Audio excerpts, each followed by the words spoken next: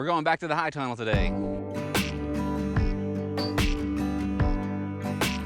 I don't do a whole lot of my filming from over here on the north side of the high tunnel, but this is what it looks like, and I've got some plans to do some more things with the food forest over here. I think this winter I'm going to plant some of these fast-growing willows along through here. I'm also going to trench some more water over here because I've got some projects for right about where I'm standing that I'm going to tell you about here in the future. But before we went into the high tunnel, I wanted to show you these Jerusalem artichokes. I'll show you from this distance first because you might be able to see the pop of yellow at the very top. They're starting to bloom, and there's a couple of things you can do with these at this time. If you wanted to cut them back, you might put a little bit more of the energies into the tuber development and take a little less of the tubers away. But this is some really great late season bee food. Here they are blossoming when there's not a whole lot of other things blossoming right here. So I'm going to leave these for the bees. Let me get you a little closer up over here. See, these are just starting to pop right here, but these over here have popped just a bit more. These are really great if you like to just, plant something and leave it. Really have to do nothing at all, and we're gonna have a lot of food here if we decide to dig these up,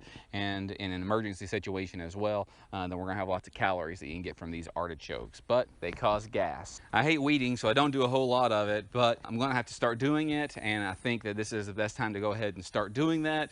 If I can get a lot of these weeds clear from this high tunnel, then that's going to prevent as many weeds from the future coming into the high tunnel. So even though this isn't the time of year to be weeding, and I have neglected my duties, been very derelict in those duties so far this year, I'm going to do it now. So this back here is some area that I haven't weeded, and this over here the other way is an area where I have weeded. Now if you remember over here on the furthest north side where I had some tomatoes planted, there's some jicama over there, there's also some potato mint that I put in here. I put the compost pretty thick over here. So where that compost was pretty thick, it has grown some of this grass like this. I think that might be crabgrass. Look at it here. All that stuff come up together because of the roots. Look, I can hold it up by just a little bit of the section there, but I put it over here and it's going to dry out. And then after that, and I probably won't finish this today because I want some of this other stuff to dry out, but over here in the middle of this row, there's weeds coming, and just take your hoe and scrape the ground. Just scrape those up. And if I do that all the way through here, then I'm going to get rid of these weeds, and I can just leave them in place, and then they're going to create some more biomass and some more great ground cover, and then I can bring some compost and put on top of that later in the future. So we've tried a few different things. Over here I put that black plastic, and it killed everything, but I didn't put any compost underneath that. And then whenever you pull that up, sometimes it can create a lot of problems, and you are creating more plastic. And then over here I put that deep mulch, and the crabgrass grew in it as well. And then right here I'm doing some deep compost as well, but in these deep mulch compost areas, you're still going to have to weed some, but if you stay on top of them early on, then you're a whole lot better off. And then over here to my left, then there's all of this other woven ground cover that's supposed to last a few seasons.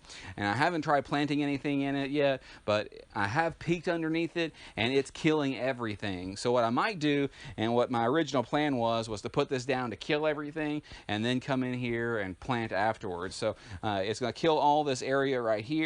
And then sometime this winter, this spring, I'll start putting compost in here and start planting things, and then just weed a little bit as I go, but it's going to kill everything underneath that, but also let just a little bit of moisture and stuff through as well. Finally over here I've got my strawberries, and they have been super weedy, but they've grown really well. It was about this time last year, maybe even a little later, that I planted these, and I just put one every few feet, and a lot of them have kind of filled out right here.